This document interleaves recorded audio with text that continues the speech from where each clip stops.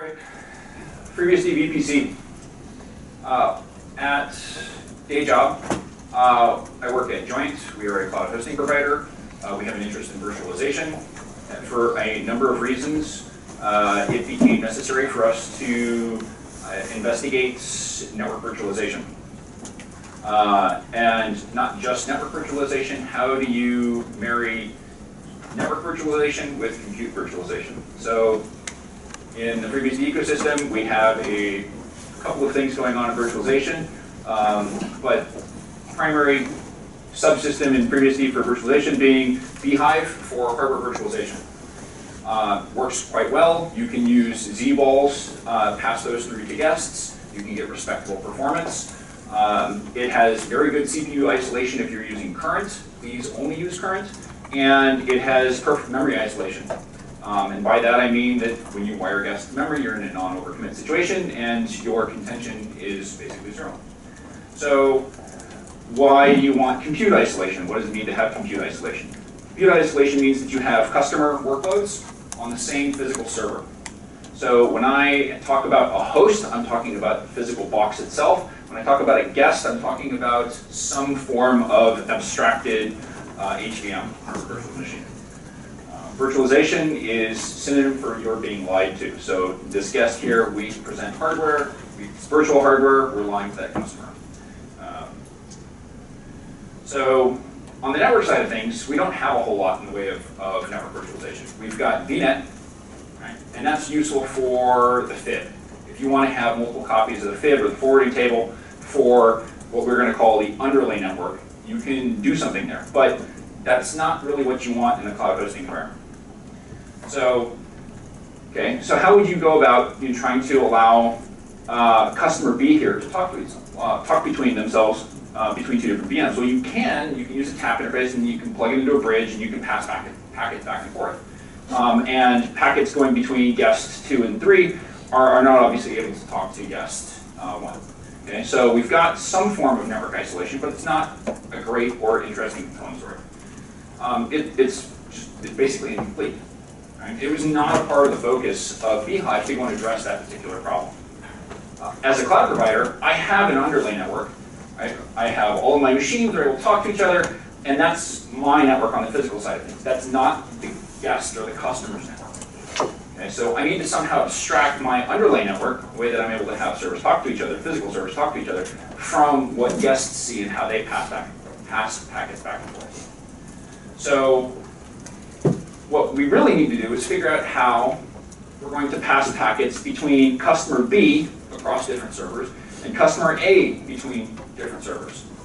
Right? So when I talk about the underlay network, I'm talking about how do you pass packets between EM0 on 2 different boxes, and how do I, on the overlay side of things, how do I get customer B's packets to be shuffled between those 2 servers, or 2 guests, with perfect isolation, so that customer A is never able to see customer B. So there's a couple of different ways we can do this. We can use a tap device, we can do some awful things with bridge, and you can kind of clone things together, and you can build this if bridge approach. And this is basically what we've been doing in the community for a while. Right? There's not a whole lot else that you can do, and if you can do something else, I'm potentially interested, or it would have been like 9 months ago. Or not that long ago, 4 months ago. So, okay, but that doesn't provide the overlay encapsulation, right? Somehow you need to do something. So we can use VXLAN, right? We can plumb something together even more kind of hideous, right? And this works, it's really slow. So what you do here is you can drain packets coming out of the bridges, you can put a VXLAN interface in there, and you can pass the packets out to the underlay, and you've now got some kind of encapsulation. Not very interesting though, right? The performance is not good, and this is doesn't address a handful of other problems that we're going to come back to in detail a little bit later. But most notably, the performance is sad. It's atrocious. Tap is not designed for high performance. Bridge is not designed for high performance. It's a single queue. Many mutexes, lots of copies. So there's incomplete components to this problem, and we kind of want something that looks like what we had from an administrative or structural perspective, but we don't want those exact components. So last summer at BSDCan, there was a really interesting presentation on from, I'm going to forget the name, I'm sorry, if you're here in the room. Okay, about ptnetmap, and I need to get that in there. What was that? Vincenzo, thank you. Just spacing there. About ptnetmap and a way of, that would potentially allow us to do higher performance forwarding for bhyve guests. And so we took that initial work and we created a prototype, proof of concept, and we were able to pass guest traffic. And the end result of this was something significantly more simple, right? This allowed, UDX bridge allowed us to pass packets between tap interfaces at a rate of 21 gigabits a second, up from 1 to 2 gigabits a second. And we had a single instance of this, and it worked reasonably well. Across the wire, we were able to do 15 gigabits a second. We added AES-NI support so that we could pass packets between different data centers if we wanted to, and have that offloaded by the CPU. It was, at some point in time, we stopped developing this for what we're going to get into here in a second. But it was an interesting POC nonetheless. And we learned a lot from it. But we realized that based off of the amount of context switching and specifically memory bandwidth, that ended up being our bottleneck. And that using the userland process, UDX bridge, was not going to meet our performance criteria. What was our performance criteria? We needed to do north of 25 gigabits a second per guest. So we needed to come up with something different. Specifically, reducing the number of times that we needed to copy some packets, we need to reduce the number of context switches. And so instead of having something that was a hardware implementation of an administrative policy, we decided to approach the problem differently, where we looked at the capabilities of the hardware, and then we built an administrative policy on terms of the hardware and what the capabilities of the box were. When you're doing hosting, you care about unit economics and density and performance. And that was the right perspective to take in order to achieve maximal throughput. So we came up with the VPC framework. So this looks very similar to what we had earlier. This is all net new code. It leverages a number of existing frameworks inside of the kernel.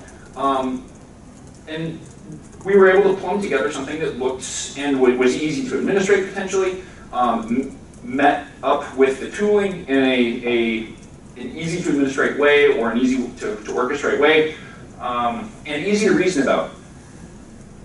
It's slightly different than what I had here. We actually, when we went through the initial iteration, we realized that we needed to have some extra stubs in there for some functionality that's coming down the pipe.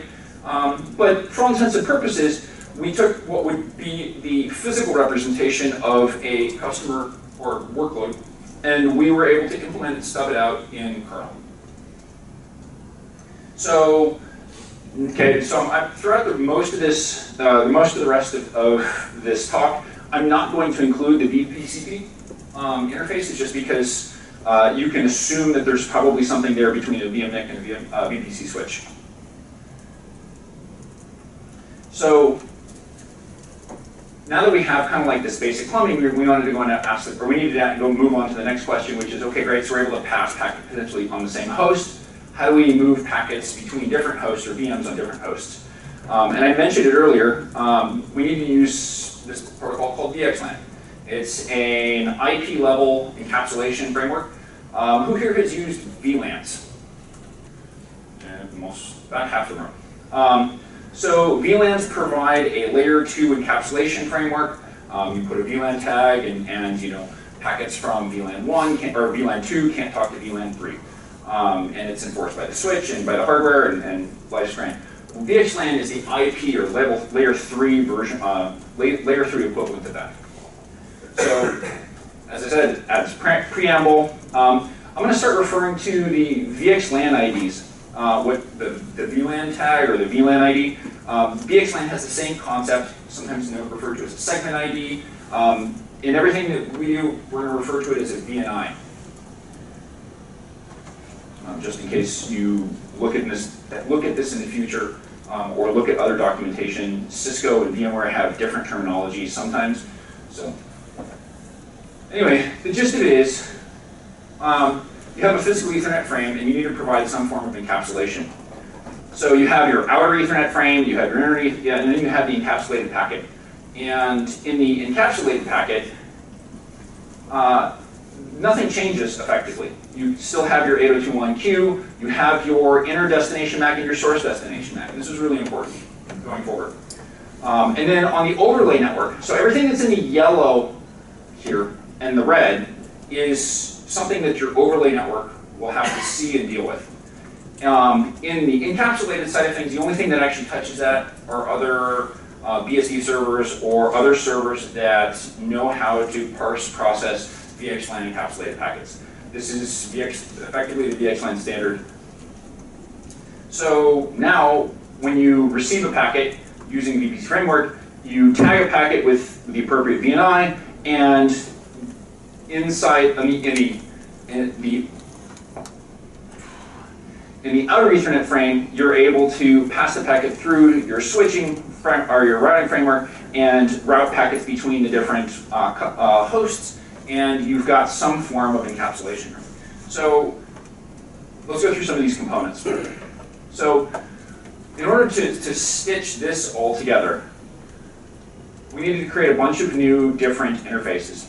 So VPC is based off of iflib. If you don't know what iflib is and you're on the kernel side of things, please go look at it and move your network drivers in that direction.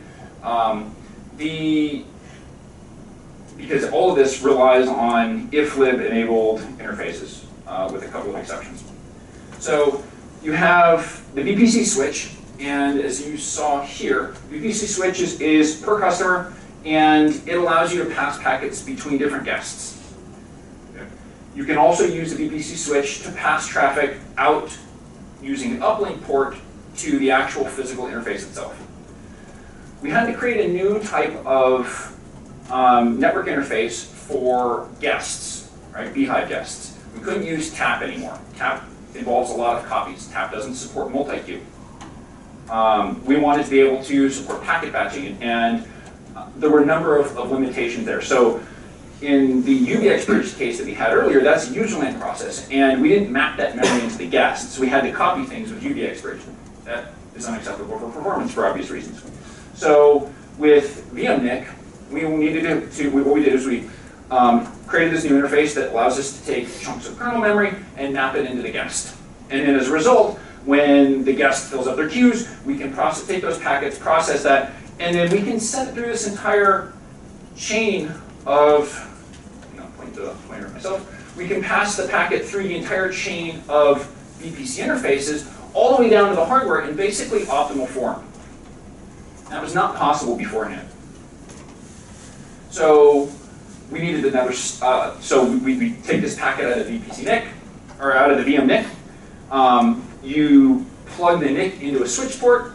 The switch port does the filtering and controls and enforcement in order to make sure that traffic coming from the guest has not been spoofed, is tagged appropriately. Firewalling happens at the VPC port. And then the VPC port passes the packet onto the switch. We created for debugging purposes, one of the things that we ran into because we were creating all of this net new code, we need to figure out how to debug the environment. And instrumenting FreeBSD is significantly easier, or was for us, than instrumenting Linux guests, right? Because the number of systems involved potentially in bhyve and everything else was large. Like, we have a net new interface here that we're passing to the guest in the form of VMNIC. There was a lot of code that we needed to dig through. So we created a new interface called VPCI. And this is something that you can pass to a jail. And it allows you to pass traffic from a jail out through the VPC framework. So that's potentially an interesting thing if you wanted to have encapsulated network for an existing BSD userland. We have this, so as we're moving kind of down the stack towards the hardware, we have something that wraps a physical or cloned interface, a lag interface or EM0 or CHDB, whatever it is.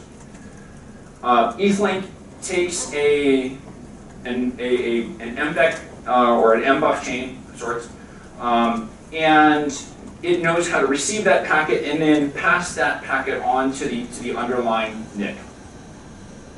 And we created the last interface, which is the VXLAN encapsulation, or encap decap, and that's the VPC link. So there's a couple things now that we're going to get into that are going to be on the more technical side of things, in the sense that we're going to talk about interface design and what we had to do, because all of this, we initially prototyped it. We decided that for the purposes of expediency, we would do hack and slash and do whatever it was that we needed to do. But we realized really early on that this was going to be a reasonably large subsystem and potentially really important to the BSD community, and that it warranted stopping for a minute and taking a moment to realize that we probably don't want to take another, or take a fast shortcut and rely exclusively on ioctl. If you've heard anybody grouse about ifconfig and the complexity of that particular utility, you'll appreciate this. So we initially used ifconfig though because it is this just ubiquitous dumping ground for and way of passing and getting state in another kernel. It's really kind of a convenient interface on some level, but pretty awful, and basically is an indicator that there was a lack of design. And so we decided explicitly and early on that we wanted to avoid doing that. We took a different, at some point in time, we almost went down the route of creating a dedicated device. Right? One device per VPC object. And we were thinking that, hey, that'd be kind of neat. Because from an administrative perspective, you can poke at it and you can see what's there through the VFS. You know, C groups does this, and we were like, wait a second. You know, why do we want to mix and match VFS semantics with network semantics? Right? We don't want to rely on file system permissions in order to control administrative access necessarily. Right? We can do something potentially a little bit better. There's a bunch of there were a bunch of little gotchas that we started to kind of uncover there. So we took the attitude like, oh, wait a second, so like we're crossing these systems, and this is really kind of ugly, right? It's equivalent of like mixing and matching two very, very different styles, right? And effectively, it's kind of atrocious to when we started looking at what that was going to be. We didn't want to go in and re-implement C groups effectively, and from a C group semantics. So we wrote and implemented two different system calls. So we have one system called VPC open, which is very reminiscent of the file open, or just open to call. And then we have VPC kettle, or VPC control, that allows you to manipulate these VPC descriptors. So you can open and create something based off of the flags, or you can manipulate something based off the object type that you open in with when you created the descriptor to begin with. We wanted something that was capsicum-like, that didn't require capsicum. Not everything has capsicum enabled. And we wanted to take whatever this API was that we built and have it be compatible with what I will call modern tooling, right? Something that supports idempotent operations, has the ability to be programmatically manipulated from some form of control plane. So, for better or worse, UUIDs are a blessing and a curse. They're not terribly friendly for operators, but at the same time, they're also really convenient. But we also wanted to be compatible with what we're doing elsewhere inside of the Triton stack. So we used UUIDs. So we're going to walk through some of the syscalls and some of the design that went into some of this stuff. So, like open, VPC open, you pass in an ID instead of a file name. You pass in the object type that you're going to be opening, and then you pass in the flags, either create, open, read, or write. It is a file descriptor, so you can close it. The only way that you're allowed to manipulate it, though, is through VPC kettle. Because of the way that we implemented some of this stuff, we wanted to be able to support privilege separation so that you could have something be set UID process, fork exec, drop privileges, and not be able to manipulate different objects. So we have a one-to-one mapping between the descriptor and the VPC object. in the open, we specify the version. So I'm going to come back to this in a minute on why this is important, but we are homesteading system call 580, and we didn't want to move from that. So in the open call, we specify a few things. Notably, the first thing, the VPC ID is a UUID, but there's a lot of information that you can code in a UUID, and so we took liberty with this. It doesn't have to be a random UUID Gen 4 or V4. We took the node element, and we used, because everything in our stack has a MAC address. Switches have a MAC address for monitoring purposes. Switchboards even have a MAC address for monitoring purposes, again, for SNMP. But you definitely have MAC addresses that you pass to guests, right? And you have them for routers, and like everything has a MAC address. So we took the last 6 bytes out of the UUID, and we used it as the default MAC address. You can override this, but it was a nice extra little bit that we could do to reduce the amount of administrative operations that were required in order to spin something up. We also encoded the object type. So if we give you a UUID, you can actually figure out the object type that you're looking at, which is convenient from an administrative tooling perspective because I don't need to have a database to go look up what this UUID means. We stole a couple of bytes. There's plenty of entropy in a 16-byte UUID-like thing. And that allows tooling to then look at a UUID and say, oh, and infer what the actual object type is, and as a result, then derive the operations that you can perform on that.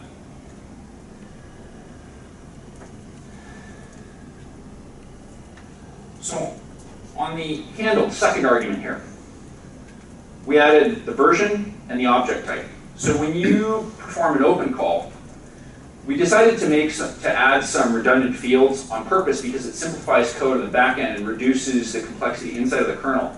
But we have the object type encoded a second time in the object type. We have plenty of padding space here. We left padding because we didn't want to have to version the ABI. Back to that in just a second as well. So the object types, right? So we've got the version number and then we've got the object type. So the version number is reasonably small. We looked at this interface and we said, 60, like we don't need to blow through an entire byte. Chances are, if we're bad enough at this that we've incremented the version number 16 times. Who's done more than like 3 API reps on any software that you've ever written? Like 3, 4, 5, 10? Basically one hand. So we were like, all right, being practical, like there aren't enough months or years left in order for us to kind of exhaust the version number. So we were like, all right, we've got a reasonable number of network primitives that we're going to have to implement, and we're okay with 255 object types and 16 versions that we get to play with. For reasons that I'm keep alluding to, everything with the value 0 we ignore and we mark as an invalid value explicitly. It means that there's no chance for us to push any flag or operation in and out of the kernel with a zeroed out value. So we have a bunch of different object types, and this interface started to feel like we could be flexible with what we needed to potentially do and extend it in the future. So, famous last words, 4080 objects, that should be enough for everyone. So, and then on the flag side of things, right now we didn't do a lot with the privileges there, or the flags. You can either create, open, that's it, and then from a privileges perspective, we only did read and write.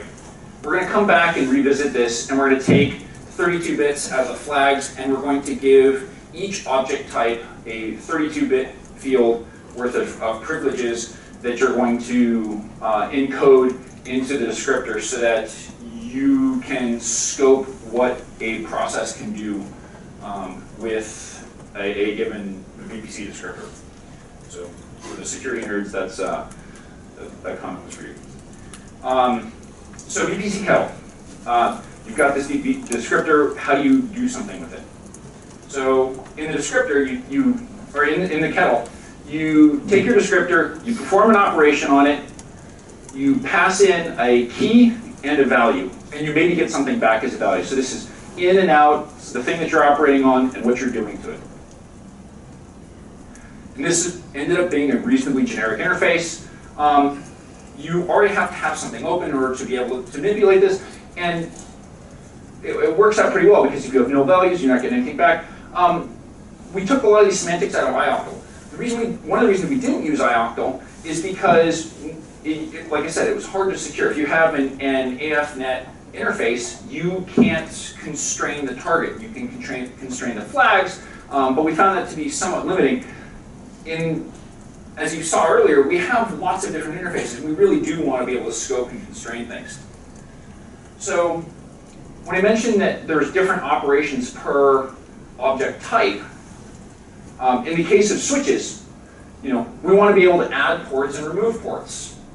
Right? You want to be able to get the state of the switch. You want to potentially be able to respond back to individual up calls that come, and we're getting to this in a second, individual up calls and push responses back in to a particular script switch. When you have a port, right, the operations there are different.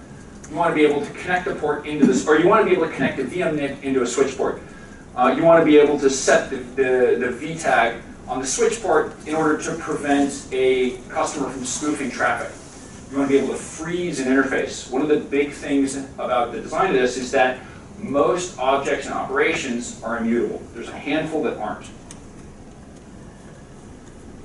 When you're dealing with VMNICs, right, you want to go and set and get the number of queues that are available. But you can only change that before you turn on the guest. Right, once you do that, you expose something in the kernel, you don't want to change that.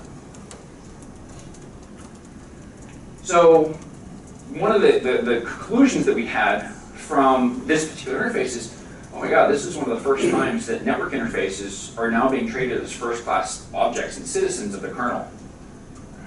Through ioctl, it's kind of a grab bag in terms of what it is that you need. Here we've got something that is tightly specified.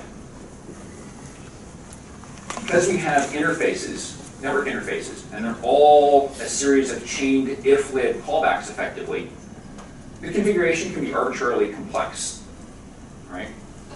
We don't have, even though we have this prescriptive topology up there earlier, it's possible to configure this in any arbitrary way. And this becomes an interesting element. And from a debugging perspective, you can TCP dump any one of these interfaces.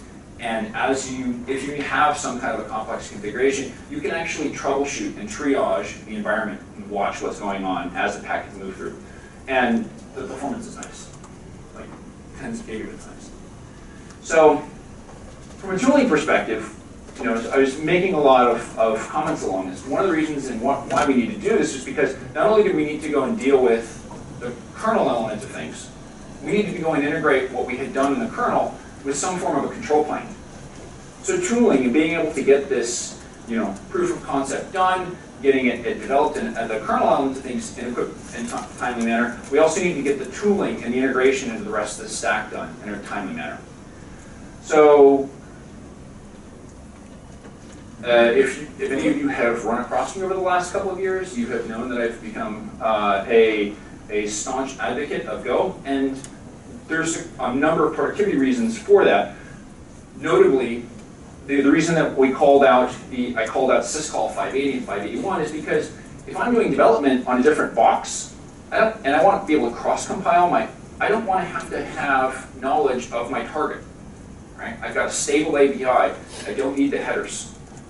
This means that I can pass my tooling and all of these decisions off to somebody else to go and implement, and they don't have to have access to the target system.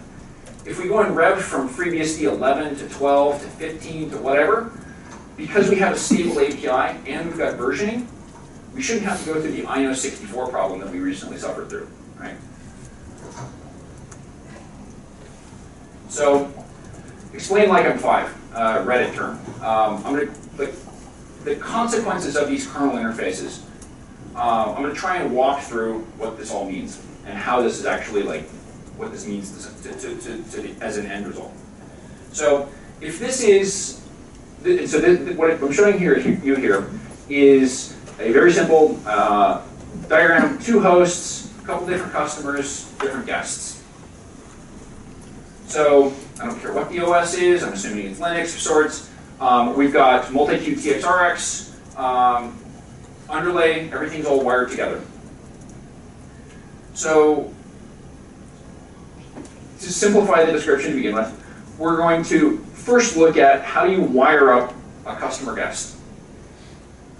And specifically, we're going to pass traffic between two VMs on the same host to begin with. The tooling that I'm going to show here is a wrapper around the syscalls. So this is what it currently looks like on the command line. We've got a handful of variables. We create the switch. We pass in the switch ID, and you're done. Okay? The next thing we need to do is you need to go in, create the VM NICs that you're going to pass to the guest. We're going to go and add a switch port, and we're going to plug the switch port into the switch. Okay. So at the end of this is what our configuration looks like. This is schematic, except for kernel edition. So we're going to go and wire up the second half now. So we're going to have guest 2 being able to talk to guest 3 at the end of this. Identical to what we just did over here, where the only difference is we've got different IDs now. And so we create the VM NIC, we create the switch port, we plug the VM NIC into the switch port. The switch port, because it was created off the switch, gives us a dependency graph that is complete now, and customer, or guest 2 can now talk to guest 3. So now we want to be able to talk to something else on the network. Okay? This is probably the ugliest command that we have right now as far as implementation goes, and expect this to change actually real soon. But this is where we are right now. So you say to the switch, hey, give me a new port. This port is a special port, is an uplink port, and it goes and wires this up for you. The uplink port here wraps an existing interface, EM0, CQB, whatever, and we're now able to pass unencapsulated traffic. So guest 2 and guest 3, they can now get out to the internet. So that's great, but we really need to get to VXLAN because the original problem is how do I pass traffic between 2 different customer guests on different networks? So now we're going to switch from the green side to the red side and figure out exactly what it means to be able to pass a packet through. Because if you've got a guest here on either one of these hosts, how do you figure out what your target is? Right? You can't do ARP anymore. I've got hundreds and hundreds and hundreds of thousands of different servers, physical servers. I have tens of thousands of guests, right? You can't send off a broadcast across customer domains. That doesn't work. So, and then we really don't want to support and require the use of multicast. Has anybody done anything with multicast before? Has anybody ever debugged PIM routing? Yeah, that's a really small number, and it's scratching head. It is a lot. So we didn't want to rely on multicast because 9 times out of 10, it exists. People use it successfully, but 9 times out of 10, the implementations get screwed up, and it's really difficult to figure out what's going on. So how do you pass packets from guest 1 on host 1 to guest 1 on host 2? So you have to do this thing called VTEP, VXLAN Tunnel Endpoint. When a broadcast packet is received by the VPC switch, the VPC switch notices this was a broadcast packet, and it was either an ARP or a V6 neighbor discovery protocol. When that happens, the switch goes and tags the packet, passes it up to userland, does the up call. Userland process that is listening for the filter, or listening for the KQ event, goes and performs the appropriate database query after parsing the packet, because the entire packet is passed up to userland. So you have complete visibility into what it is that's going on if it matches this broadcast or neighbor discovery. At this point in time, I wish somebody would write an RFC that would rename ARP to V4 neighbor discovery so that we just have neighbor discovery. Anyway, once the user land process goes and does whatever lookups it needs to do and however it wants to, then it writes back the result back to the switch using VPC kettle, and the VPC switch then caches that information and then forwards the information from there on out. One of the things that's interesting about what we did was VPC switch can just cache this information because we don't change MAC addresses. There's a couple of things that I'm going to skip past in this talk, but we deliberately made it so that if an entry gets written into the switch, it holds onto it for forever. Ask me out later about GARP, but as a result of this, we've got some pretty nice performance and forwarding characteristics. Moving IP addresses and MAC addresses is a thing, and like I said, I'm skipping past it. So, ongoing work, right? We're in process. A lot of this stuff started only like 4 months ago, and it's been a frantic dash to get it out. We've got firewalling that is about ready to begin. Firewalling plugs into the VPC switchboard. Routing. How do you pass traffic between different subnets for connected networks? That's something we're working on. That is a big deal. And I'm going to come back to that. So, who uses shell scripts to start bhyve? I know I asked this the other day at bhyve. Everybody does. So we want to get away from that, and we're working on the ability to start up a VM and tie the compute isolation, the VM, to the network isolation in a single command. And that's what we've got with VPC VM run and VPC VM create. Expect that code to drop this week. From the future? Right, like this week. So, NAT's an interesting one. This was an unintended consequence of the structure here. If you've, who's used Packer or Vagrant before? A lot of people. When you spin up Packer and Vagrant, if it works generally on your Mac, because when you go and spin that up, it's able to create a dedicated or isolated network scope so that you don't have to have any understanding of the network of the host in advance. On FreeBSD, you have to. Right? If you look at Vagrant, the Vagrant bhyve support, you have to pass in some, PF and DNS mask in order to do NAT, in order to allow guest traffic to get out to the internet. We have a build of Packer for bhyve, which is coming, that works. However, you have to pass in the interface and the IP address ahead of time. Packer doesn't have a way of figuring this out in advance. Okay. Well, with NAT, you can create a brand new VPC. You can go in and wire up the VM through the switchboards. You can set up NAT, and now your guest, you can boot it, have it get any arbitrary IP address, doesn't matter anymore, and have that guest pass traffic out through your laptop or your server or whatever it is, and it just works. So now, with VPC, it's possible to be able to do a Vagrant up and a Packer build. The Packer build is going to show up within hours, probably, of NAT being done. We have the rest of the Packer build infrastructure in place for bhyve. That's done, but we don't want to have to manually specify interfaces or IP addresses anymore. So the code, it's all open source.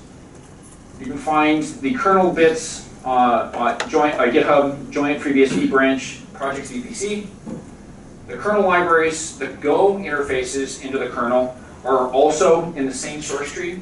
We committed some heresy here, get over it. We committed Go code into the FreeBSD source tree under libexec. So expect that in a tree in your view soon. And then we have our user land tooling, which is about ready to get moved and be available. Both of those, all of this is public. Questions? Yes? So what's wrong with what? Other than the usual thing, what's wrong with ARP or neighbor discovery? There's nothing. Are you running all your processes in Nothing. a single subnet? Cool. Because you're We do not run everything in the same subnet. So the question I asked was, what's wrong with awkward neighbor discovery other than everything? So, hold on. In this particular case, you have an n squared effect. If you go in and if you don't do anything to manage broadcast packets, you have an n squared problem for how you do address resolution or neighbor discovery for guests. Right? So when a guest here performs an ARP in order to figure out the IP address 65.162, right? Something needs to respond to that that's not on the underlay, right? So we have to trap that. We trap that inside of the switch before it moves anywhere and leaves the box. It never leaves the the customer's VPC switch. And then there's an upcall to a userland process that goes and does the resolution instead of something on the network. And then it injects the result back into the kernel, specifically targeting this VPC switch. And then it returns the crafted packet back to the customer guest. And then the customer guest is able to, it now has the destination MAC, which is almost certainly going to be either the destination host on the same subnet, or it's going to be the default gateway for the customer's subnet. Wouldn't something like GVRP, like GVRP, be easier than your upcall to user space? Just create a distributed tree through your topology. Not that a distributed system is going to be easier necessarily, but right. this upcall to user space seems like now you have two problems. It's actually really simple, the upcall, because what we do is we take anything that matches that matches the broadcast and the protocol that hits a condition. It's a copy out to a K event or with memory that's already been allocated in user space for the VTEP process. And there's piles of libraries and utilities and Go that rip apart packets and let you look inside and say, introspect and say, this is coming from VNI 123 and VLAN 456 from this source MAC address. Therefore, database query later, my destination MAC address needs to be XYZ, and my VLAN VNI tag, maybe I need to rewrite them. So you can do that now. I think the only thing I worry about is that the database becomes a single point of failure where it Database is not single point. Well, no, but in most networking things, you expect things like GDRP or NVRP.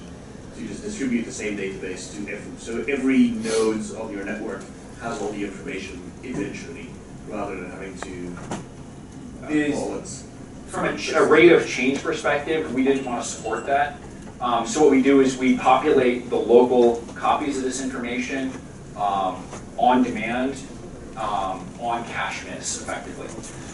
Because this is infrastructure, the last thing that you want to do in the event of a data center outage is to have to figure out the bootstrapping order if you already had some working state. So this information is also cached locally in a userland database that is used as a read-through cache in the event that the upstream database is not available. So, Mike first. Thank you, Sim. On this picture, we have two boxes. But yes. If I have 20 boxes, and VXLAN is just tunnel between two boxes. So Yes. Does it mean that I need to connect each box to each box? If No. I have 20? They need to have, what you need to have, in order to support this scheme, you need to have a underlay connectivity is what I'm going to call it. All of the traffic going between these two servers is UDP traffic, and it needs to be routed by the underlay network itself. So anything, this could be on the same subnet for the physical boxes. It can be routed, it can be different continents if you wanted to, as long as the IP address, the VPC link IP address for EM0 can ping the IP address for host 1, and UDP packet port 7047, I forget the port number. As long as that UDP packet can transit between the two hosts, it works. Thanks. Yep. So for running the VXLAN stuff, so when you're on the first host, Yes. and you do the MAC lookup, and you get the Yep. MAC address of the other guest?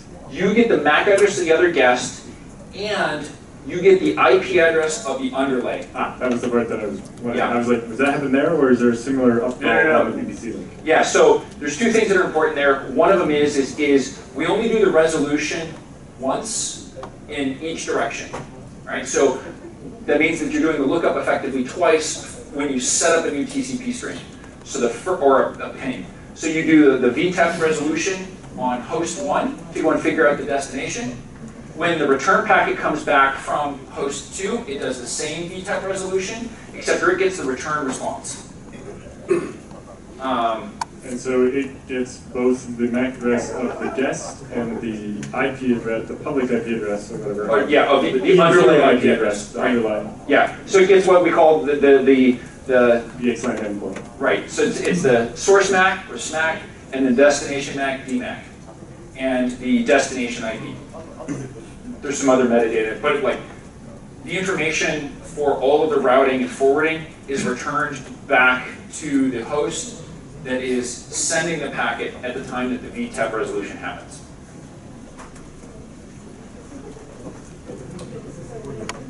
So the VPC descriptor, Yes. you call it. Yes. This is a normal descriptor in. It is a normal file descriptor, that's correct. Well, it's not a normal file descriptor. It's a file descriptor attached to a VPC object, yes. Okay, so can we also pass it over in Unix domain socket? or Yes, you can even dupe the call. Because these permissions here, I didn't get into some of this stuff.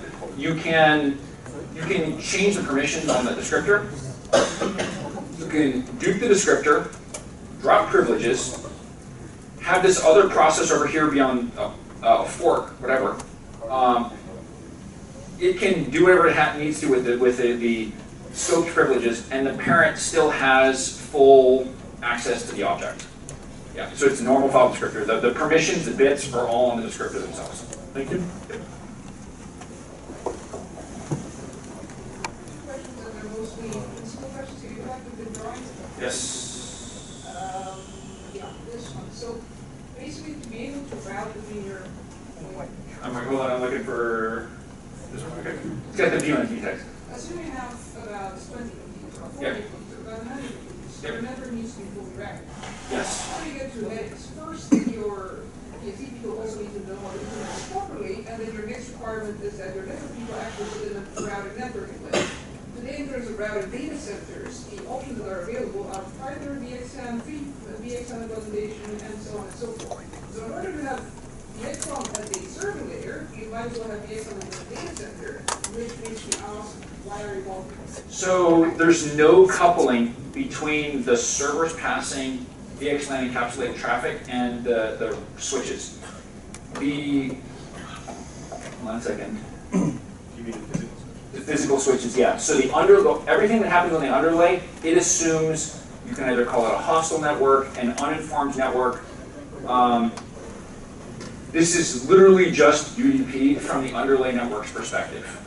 So there's no licensing, there's no nothing required. So it works for hosts on the same L2 segment, if you wanted to pass packets back and forth. If you have a one L3 subnet per top of rack, and you've got, that works. If you have a data center over in data center 1 and data center 2, and you're passing traffic over a VPN encrypted link, that'll just work as well, as long as the VTEP resolution knows the IP address of the underlay on the other side. We intended for the design to be fully contained within the server itself and require no coupling.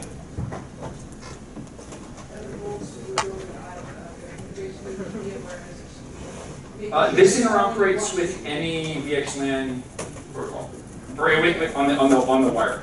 We did not solve the problem of talking between different VXLAN implementations in the sense that if you can send a packet to a VMware host as long as it's using the same VNI and VTEP.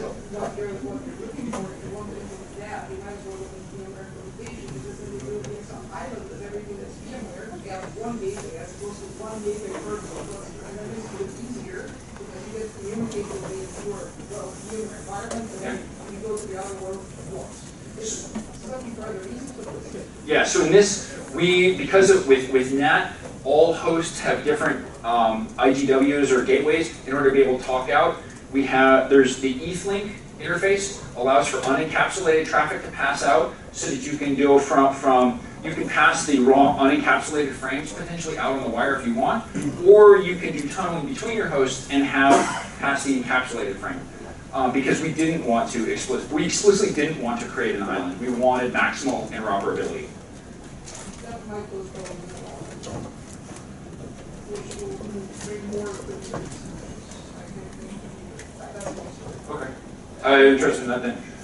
Second problem principle that I have is a user space invasion, in the sense that for me, network name or network name should stay on the network part and should not build in the user space, should not put the memory from that side, should genuinely do their own thing.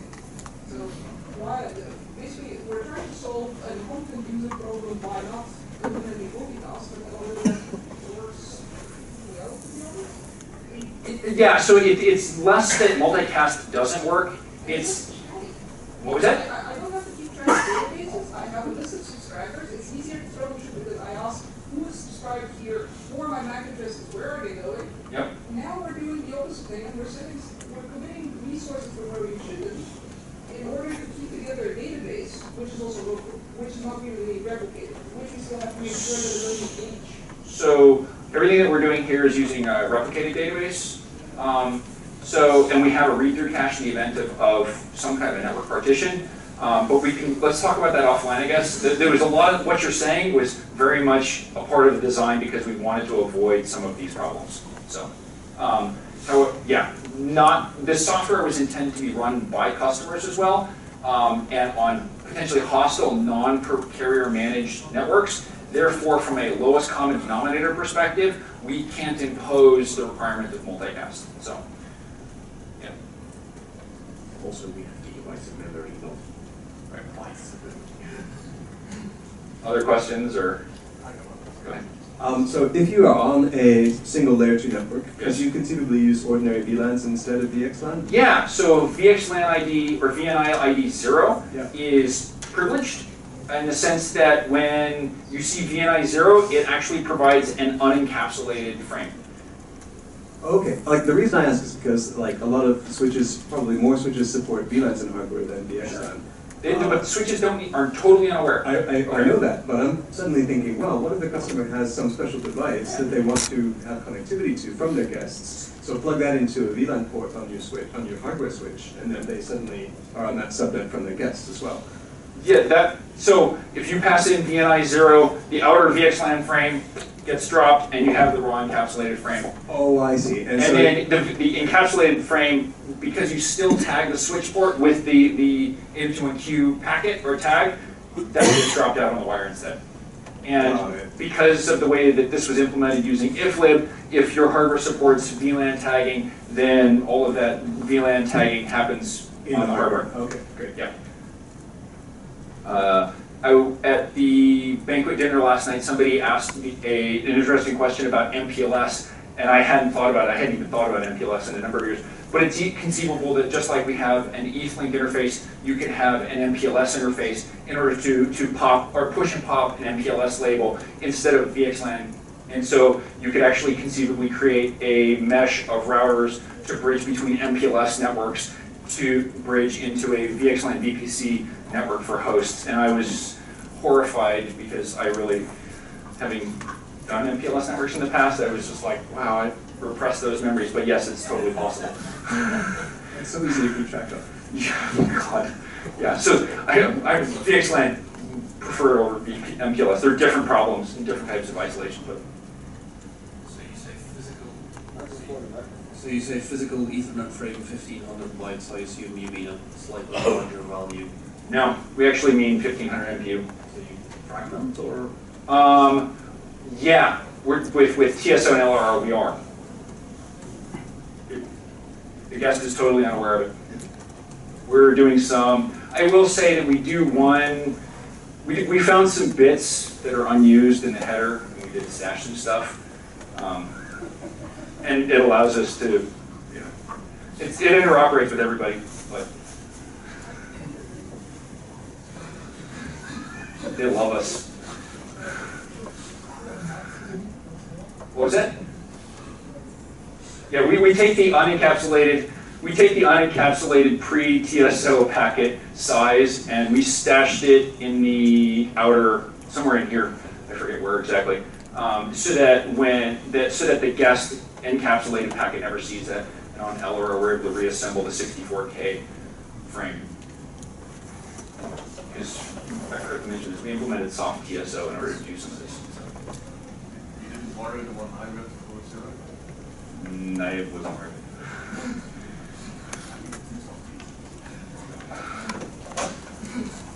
Sorry. Not deliberate, it was just time crunch. So.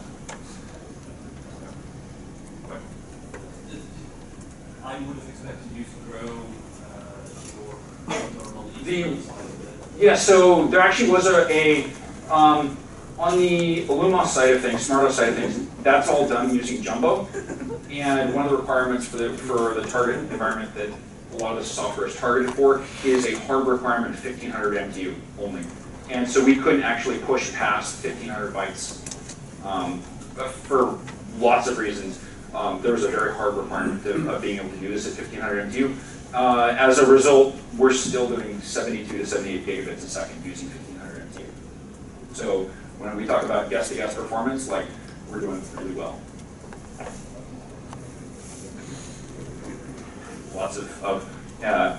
There's lots of overhead comparatively, but it's negligible for all intents and purposes. And this is effectively unoptimized. So.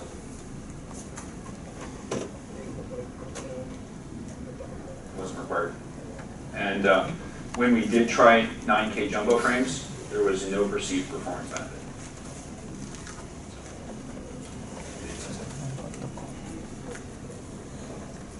Other questions? Please help us code slash this into master. Thank you.